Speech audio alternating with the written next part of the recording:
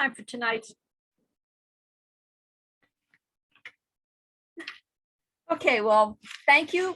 Tonight we have Tom Whiskey 3 Tango Delta Hotel and Jerry Alpha India 0 Kilo to update us on Skywarn, the National Weather Service Storm Spotter Program.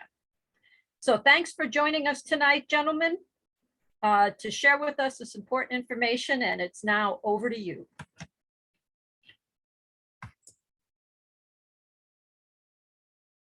Jerry, you're muted.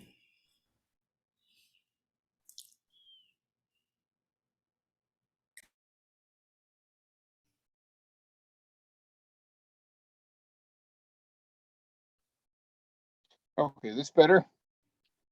Yes. Okay, Tom, go ahead. All right. Well, Do you want to spotlight this? Because now we've got like a group thing. Is Tom spotlighted? There we go. okay. Jerry is our new coordinator for the Skywarn program for the Sterling Forecast Office. And somewhere in the course of this discussion, I will say LWX because I'm talking too fast. That's their internal designation within the Weather Service for the Sterling Forecast Office. And that's why we obtained the special call sign W3LWX, W4, I'm sorry, W4LWX, because it's in Virginia. And if you ever want to get on their website quick in a hurry, you put weather.gov/LWX and bingo, you're there, because it works within their structure. Okay, my name's Tom Horn. Call sign's already been given. I'm the assistant coordinator for net management for the Skywarn program. I'm also the emergency coordinator for the Amateur Radio Emergency Service in Montgomery County. I've retired out of active service in the Montgomery County Fire and Rescue Service as a volunteer with the Tacoma Park Volunteer Fire Department. Way back in my youth, I was a member of the Civil Defense organization in Massachusetts, all the way from 7th grade on up.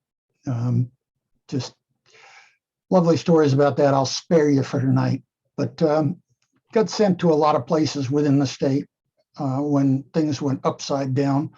Snowstorms that the regular snow plows couldn't move and had to be moved by National Guard front loaders, stuff like that. And learned a lot from that. And I've been doing volunteer relief work ever since, every place I've been assigned or moved or lived. And Jerry, I'll turn it over to you now for introduction. Okay, Tom, thank you very much. I'm Jerry AI0K. I have been involved in areas for over 50 years. Got my first license back in 1967 and joined areas not too far after that. My Skywarn support started in 1984 when we had tornado. I was living in Raleigh, and we had tornadoes in the Lumberton, North Carolina area. And the National Weather Service there decided they needed ham support. The SEC appointed me the Skywarn coordinator, and I built a Skywarn network and managed it until just about when I moved up here. Well, in 1996, we moved up here, got married. My beautiful second wife, and moved up here to the DC area. Being a newlywed, I wasn't involved in Skywarn immediately, and also was on the road in a while. But anyway, a little later, I got involved in Skywarn, became net control, thanks to Tom's excellent net control class. And then in May, I was appointed the coordinator for the National Weather Service, Baltimore, Washington Weather Service office. Now I'm in trying to fill some holes in the program. There are some areas around here that do not have coordinators. I'm trying to build that up, and always looking for support both spotters and net control stations for our net. For Montgomery County, our net meets on the Bluemont repeater, which is 147.300, and should be available for most base stations and a lot of mobile stations. I can hit it from my driveway. The only place I really can't hit it from up here in Montgomery County is on the Beltway heading down towards Potomac River. Low spot there, but we do use the Bluemont repeater for reports for Montgomery County. Anyway, that's about all I have. Thank you much. Tom, go ahead.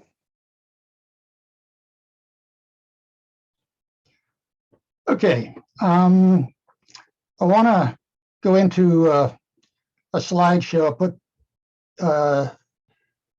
that got put together by Jerry, and maybe with a little help, I don't know. And I'm going to try and do a shared screen. If that works, we'll be off to the races.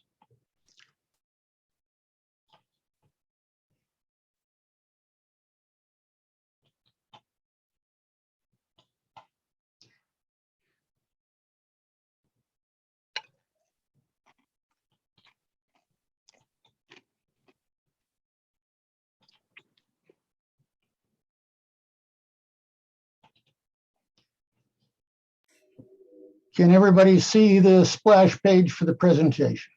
Yes. I see nodding heads, so we're good to go.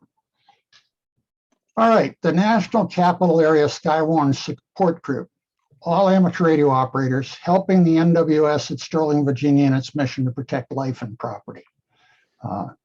The only mission we have is to assist the forecasters, and we're going to show you some of the tools we do it, and then briefly remind you of some underlying rules that are helpful to know. Be that way. If you go to the Weather Service Forecast Office in Skywarn, way down at the bottom of the first page, you'll find the Skywarn symbol. You can see it here circled in orange. And where that will take you is to a page on what's going on right now, including the Skywarn classes that are available. And they're still doing a lot of those virtually. And as long as it's one of their classes, they don't mind if people from another area than the sponsor join in. But a word of caution, don't take any of the Skywarn classes that are available online that are not from the Sterling Forecast Office, because of some unique situations about our area, which I'm sure a lot of you have experienced. I mean, when Ruth and I first arrived here, the landlady said, anytime you don't like the weather here, just wait a minute. And she wasn't really wrong. So because of unique features of this forecast area, they want you to take the class as they have formulated. It's of course been vetted by the national office, but it is tailored to the weather here right in the Washington, Baltimore standard statistical area. There's another piece of jargon for you. It's the way the census people manage the two cities and the adjoining area. So this is where it takes you. You can find a lot of information about classes and things like that. Now, this is the counties. They call it the county forecast area that the Sterling office covers. And you can see it goes all the way down to St. Mary's on this side of the river and all the way down to Charlottesville and Nelson County and Staunton and Waynesboro and like that there on the other side. And then all the way up to the Pennsylvania line.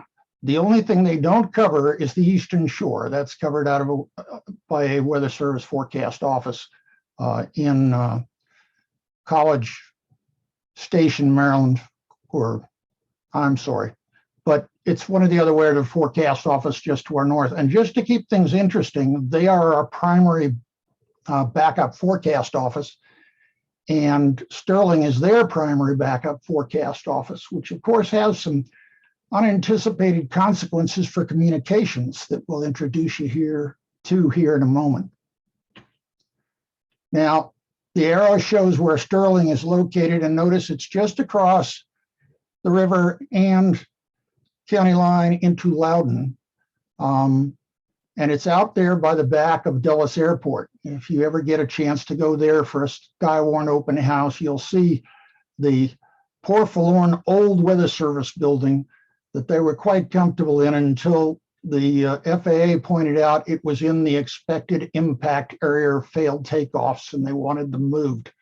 So the Weather Service happily built a new forecast office that wasn't likely to have a jet landing on its roof, and they moved there. And it's quite a nice office, but you know, there's no point in describing it except a few details because you really have to see it to get an understanding. This is the introduction to the Memorandum of Understanding, and that's an agreement between two organizations about how they're going to behave towards each other and what they're going to do for each other.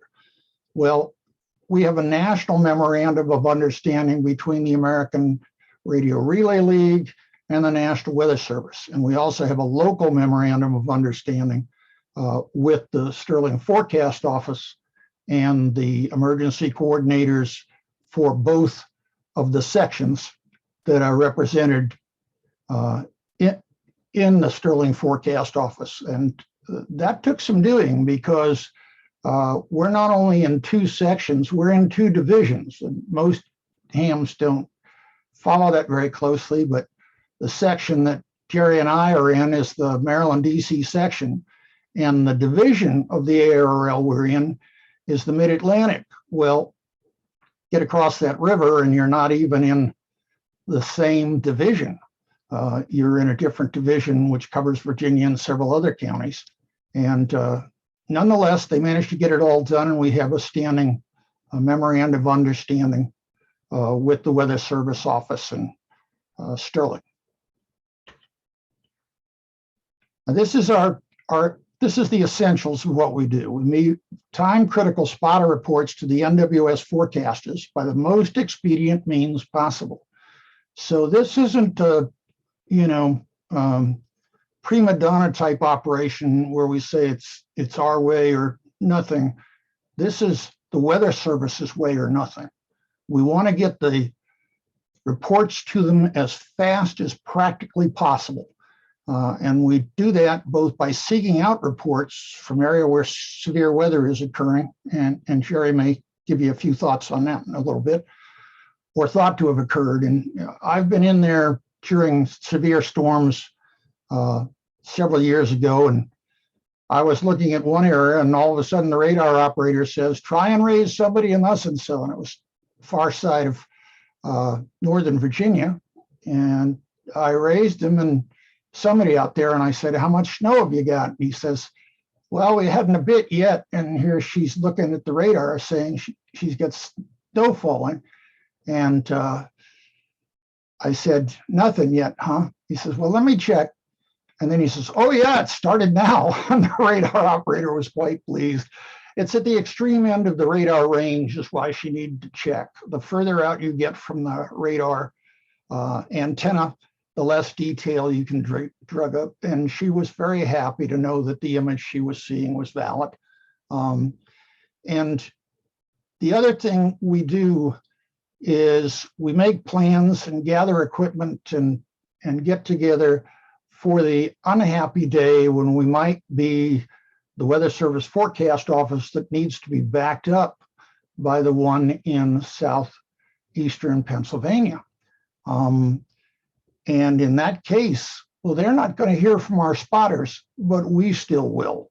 What that usually means is we've got something gone wrong at the Sterling Forecast Office. At one point, the gears on the radar antenna decided to eat themselves alive. And I mean, they did a thorough job of it. And of course, the radar wouldn't turn, and they were out of luck, and they had to go to their backup office. Well, if that happened in the middle of some other event, or if there was another event that had caused them to go out of service, they would need to get their spotter reports up to that southeastern Pennsylvania forecast office. And the Skywarn people would be participating in doing that. We'd take the necessary radio gear, antenna mast, and so forth, or just use the ones there, provided they had survived the event. But we're prepared to bring out stuff that is nicely put away and no event is at all likely to destroy it before we can put it to use. So we've got enough equipment and people to set up a pretty strong link between here and southeastern Pennsylvania to get the spotter reports we would still be gathering by hook or crook and get them up to the forecasters actually still working our problems. We use amateur radio as our primary means and do that in real time. And we primarily get our reports from home-based or mobile VHF radios, FM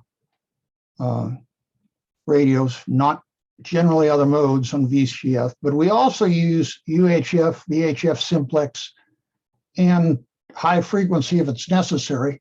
We use APRS and packet equipment and frequencies if an event warrants that kind of in-depth communications pathway. And that's usually going to happen when there's been a severe weather event and areas have blacked out of regular communications. That for one reason or another, the commercial communications system has said, bye, we'll see you, we'll be back in a few days.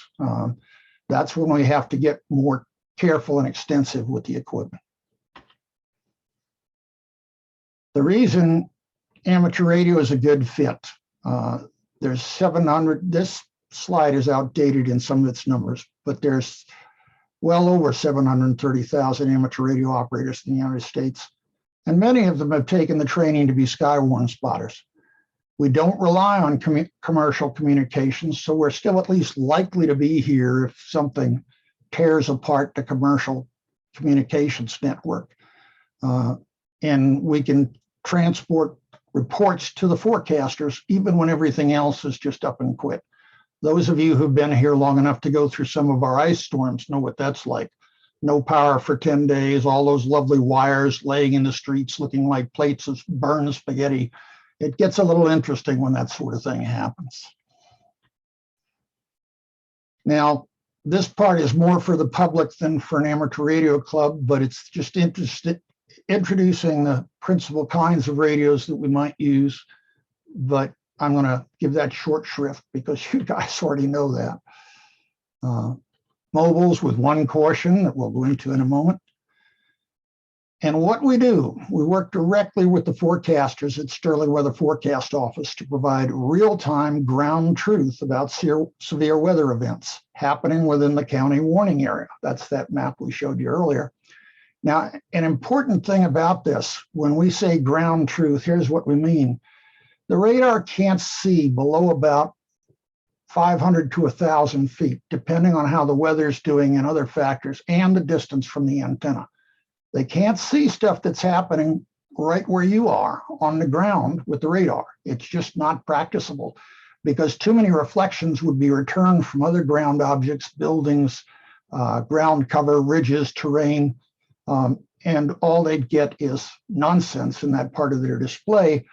So as a result, the radar is aimed to overlook that, literally, to look over it and not show them the ground clutter and the terrain and all of that, so they can see the weather features more clearly. But there's a downside to that. They can see that it's falling as hail at, say, 3,000 feet. What they can't see is it reaching the ground as hail. They can see it's falling as rain at 3,000 feet. And what they can't see is, oh, it's reaching the ground as hail.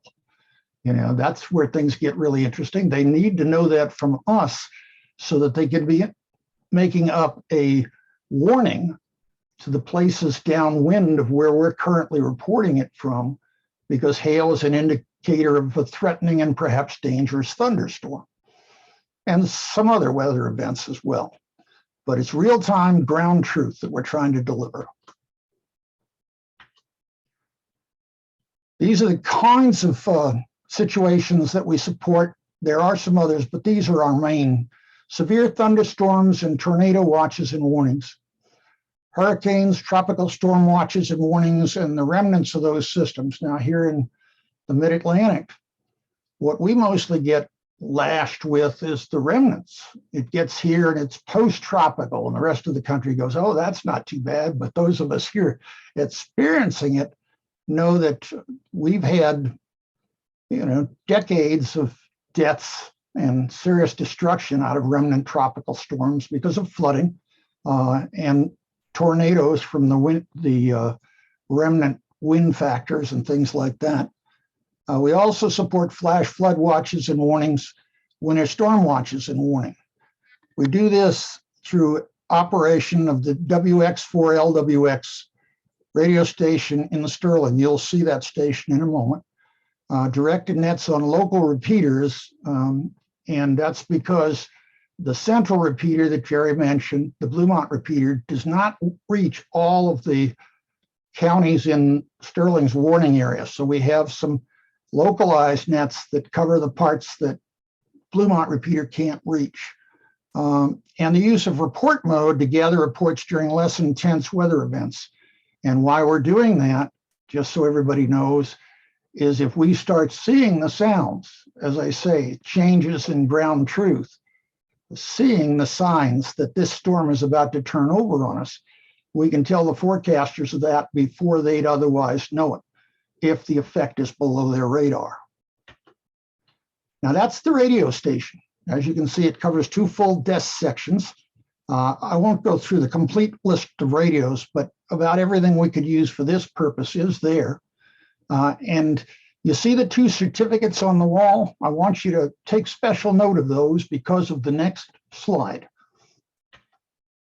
Now do you see the 2 certificates on the wall?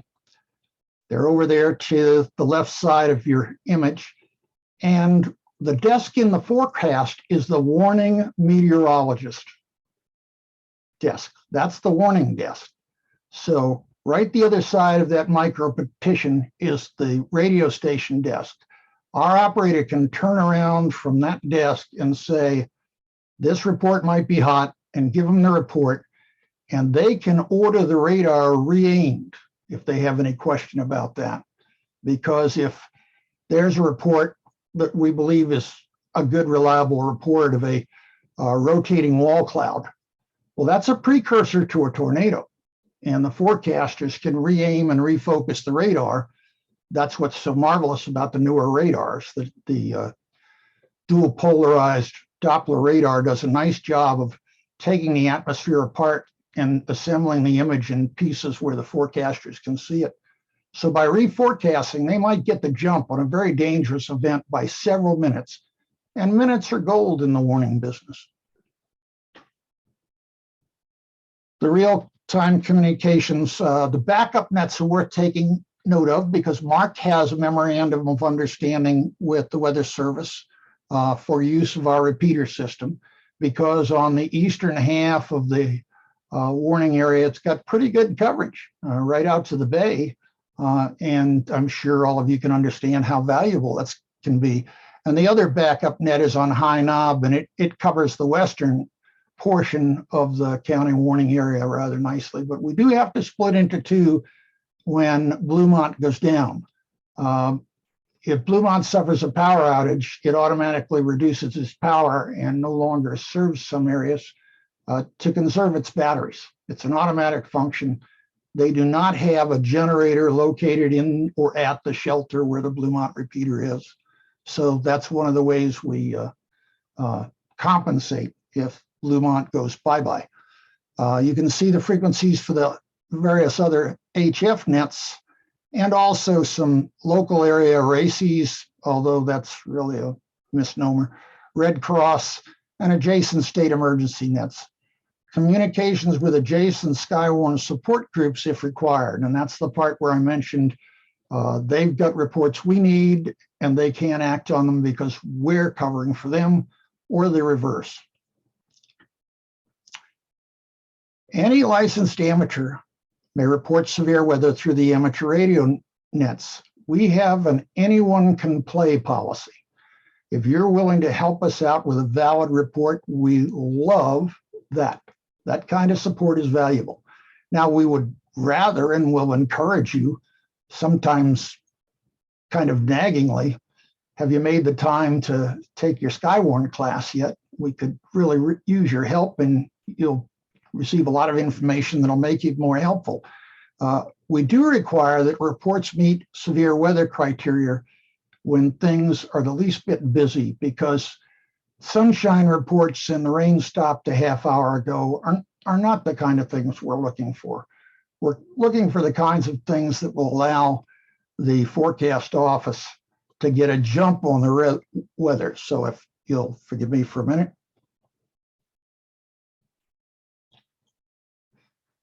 That's these, okay? Tornadoes, funnel clouds, or rotating wall clouds.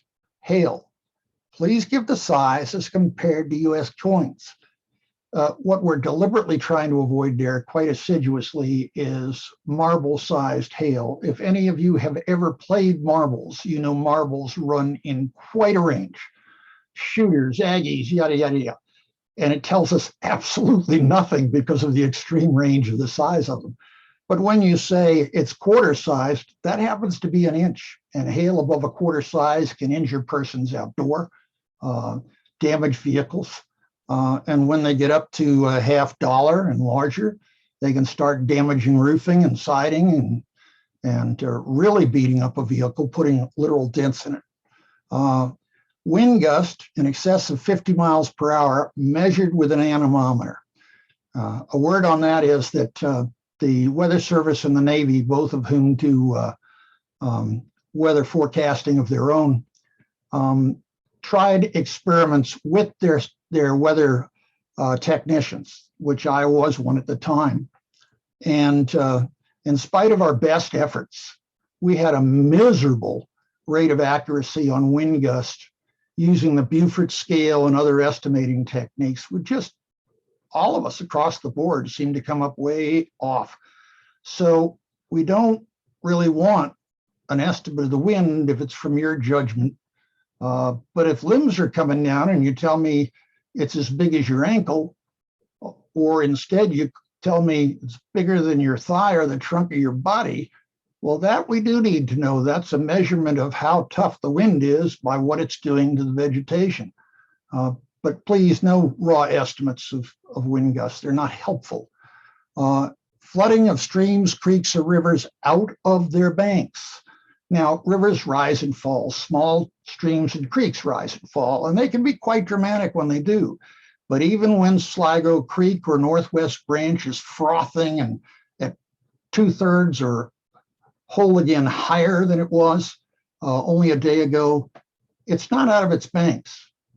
The drainage is still doing its job of draining the land around it, and it's not a flooding event. It has to escape its banks, and then we want to know how far, and to the degree it's possible with your own safety first in mind. We'd also like to know how deep, but don't go wading out in it to measure it. I mean, it's just a good way to get seriously hurt or killed. You'll study that if you take Skywarn's training, and you can also read their warnings on their website about that. They have cautions for the public. 6 inches of moving water will knock you off your feet. A foot of moving water can float a car and move it sideways. It's nothing to joke about or play with. They lost a child who slipped into a drainage canal only a couple of weeks ago, and they also lost the 2 Good Samaritans that went in after him. So moving water is nothing to take for granted. If a road or street is made impassable due to water, we need to know that. However, if there's just a puddle or a backed up storm drain and you can still see the road underneath, please let the people who do have a truly flooded intersection or road in first. And then if things get quiet, you could add that later and a time which it was occurring, and it's still occurring. Any damage by wind or lightning, period, full stop. You don't have to have a wind speed. If it's tearing things off of houses or breaking up trees, or especially felling them, well, we need to know that it's tearing down trees and how large are the trees it's tearing down. If it's a immature street tree of 4 inches across, well, that's a different report than a mature elm tree of 2.5 feet in diameter. So give us an idea how big a tree. And if lightning strikes a home or a vehicle or anything else and damages it, or even just puts a crater in a road near your home, because lightning will do that under certain circumstances, we'd like to know, because it is another measure of the severity of the storm. Down trees, large branches, or power lines down. Even if there isn't an outage at your house and you look out your back windows and see the entire street behind you has gone dark, that's a power outage. We'd like to know about that, because once again, it indicates where the storm is being rather ferocious, and the people downwind, down travel of the storm, can be helped by one or two of those reports, helping the forecasters decide on a warning and what level of warning. If there's no severe weather happening in your area, please don't call us. It's okay if we're bored. When we're bored, the public's having a good day. And that's a fine thing. We have no objections to that at all. So you don't have to tell us about it.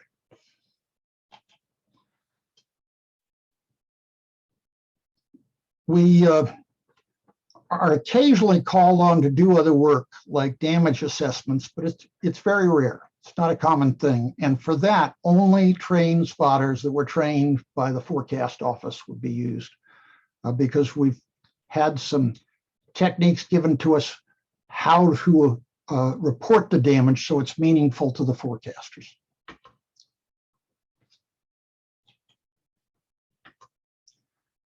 How the information moves. Now, this is on Bluemont or K3R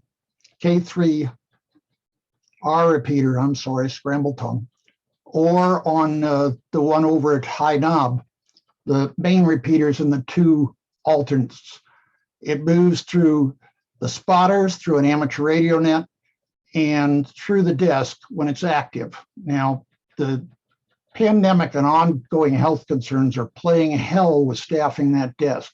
There are times when they can't have us in there, prolonged things. So the net people have to phone it in, but it still gets there. We make sure of that.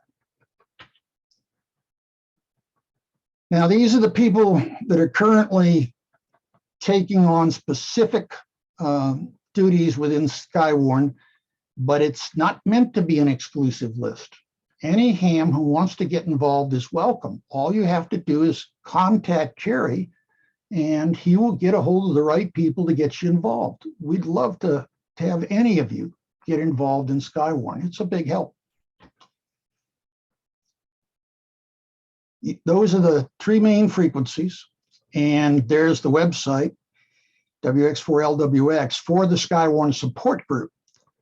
And you can also get information that you folks don't need from the league. That's the slideshow. So I'm going to shrink that down to the tray and bring everybody up to, oh, stop that.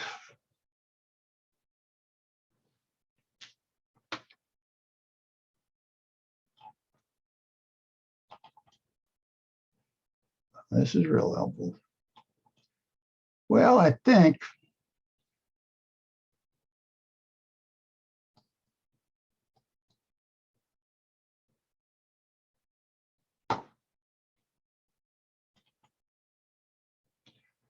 I'll ask you, Alex, or another control operator to end my screen share. There you go. Thank you. Very helpful. For some reason, the screen share function on the program locked up. So that's what I have for you, and we welcome questions. But before we do that, we want to give Jerry a chance to introduce you to the stuffs within the higher echelons of this program, and anything he feels needs to be particularly emphasized. Tom, I think you did a very good job. I don't have much to add to it. We are always looking for spotters. I say we're looking for net control stations, and I'm looking at subnet control stations, or subnet controllers outside the area. But yeah, if anyone who's interested, if you need to take the Skywarn Basics class, let me know. there are other classes available for Skywarn, but the only ones recognized by the National Weather Service are for the local office, as Tom indicated. Doesn't mean that others are not valuable. They are, and they can add other information, but they need to, the local office will provide information on the basic local needs. Right now, there's only one class scheduled. That's down in Highland County in Western Virginia, about as far from here as you can get, and still be within the National Weather Service warning area. If we can get enough hams. Now, normally the basics or the Skywarn classes are put on through the local emergency management offices. However, if we can get enough hams interested, I think we can get a Zoom meeting that to provide them. I have to talk with them. Right now, my contact is on vacation until Monday, but if you're interested in a Skywarn basic class, which is the prerequisite for all other classes, let me know. AI0K at ARRL.net. I'll be glad to add you to the list and see what we can find. That's about all I've got. AI0K.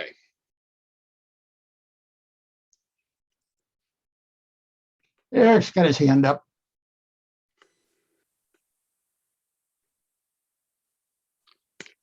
Alex, I guess it's back to you.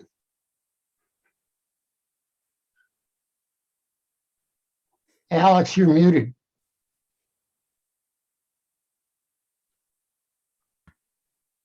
It was a terrific presentation. Very interesting. I learned a lot. I mean, I just hope a lot of people want to get involved in your terrific organization, and it you know, it's so, especially in this area, because we get some pretty violent storms. It's, you know, this isn't Louisiana or Florida, but we get our share. So Tom, I leave it to you to monitor, to go ahead and moderate the questions. I know we have, John has a question already. Well, let's go to Eric. Let's go to Eric, unless, there we go. There you are. Eric, you had your hand up first, so go ahead, please.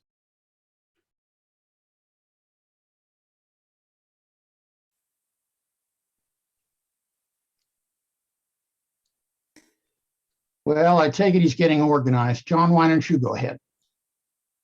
Tom, if Skywarn is going to use packet communications, what protocol would you use? We haven't had to do it in so long that that's one of the things Jerry has somebody working on right now.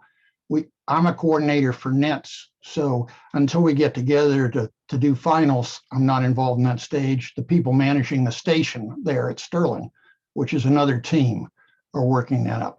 We haven't got through all that. And as I said, it's rare for us to have to need them. The only time we're likely to need them, as I said, is if we're covering for another forecast office, or a forecast office is covering for us. And under those conditions, it might be hard to get airtime on a voice net, but you might be able to get it through by packet WinLink or something like that. So we're going to give that answer to you, but right now it's in flux. Rich, you ready?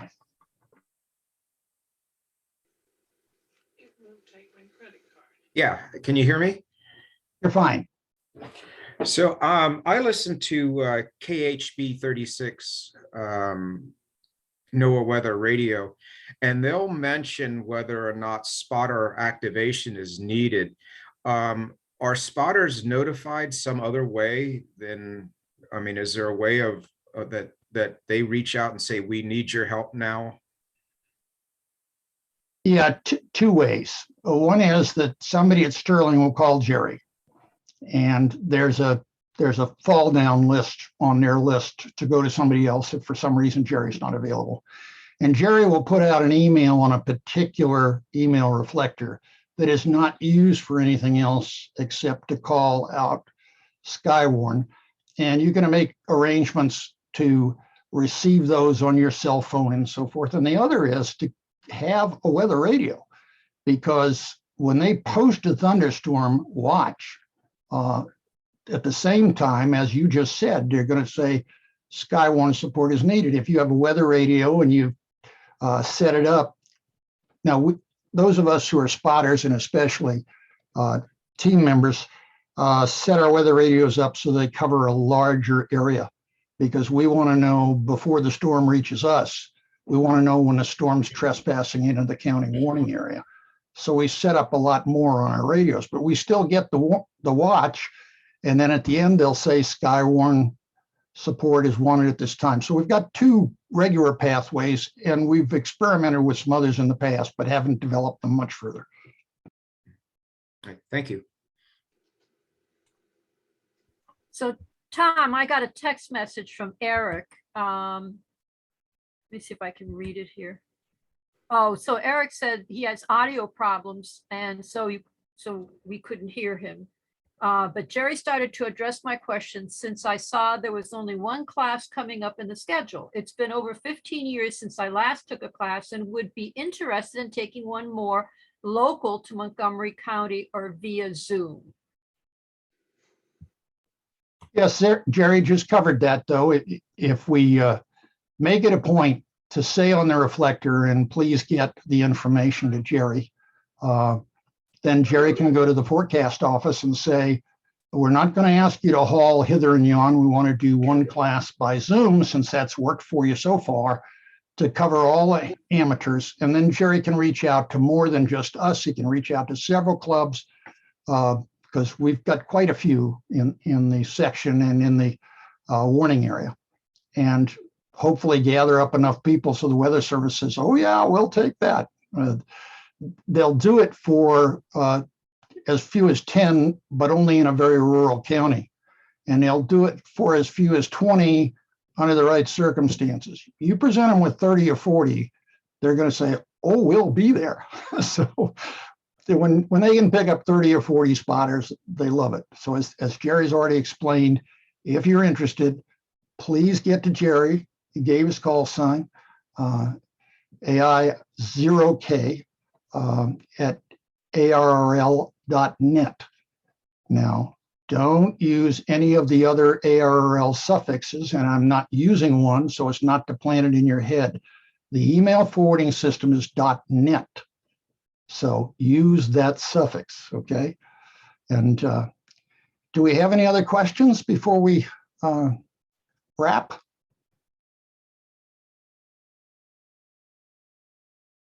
Do you have any more for us, Jerry? Yep. No, I have pretty well. You've covered it very well, Tom. Okay, thank you. So it's back to you, Alex. Thank you very much.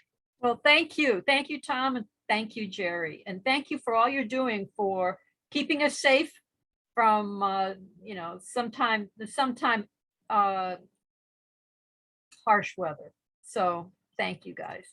All right, so that's the presentation for the evening. If there are no more questions, that's it for tonight for the presentation. Any questions last minute? Well, just a comment. Yes. Some people get mixed up between watches and warnings, and I have a somewhat frivolous but memorable way to tell the difference. Okay. Using tornado watches as an example, a tornado watch can easily be illustrated by seeing Elmira Gulch on her bicycle in your neighborhood. The tornado warning is when you see the Wicked Witch of the West riding her broom. That's the warning. Gulch being there is just the watch. Watch out, she's around here someplace and she's bound to cause trouble. But when it's time for a warning, yeah, we've got the witch herself and it's coming your way. So just remember that to keep the two apart, because the warning is the one you need to act on. The watch is sort of a stay tuned, stay aware, stay alert. But when they publish a warning, that's the one where it requires action. Thank you. Thank you for that memorable. Is that a metaphor or a simile or? Thank you, Tom. Thank you, Jerry. Good night.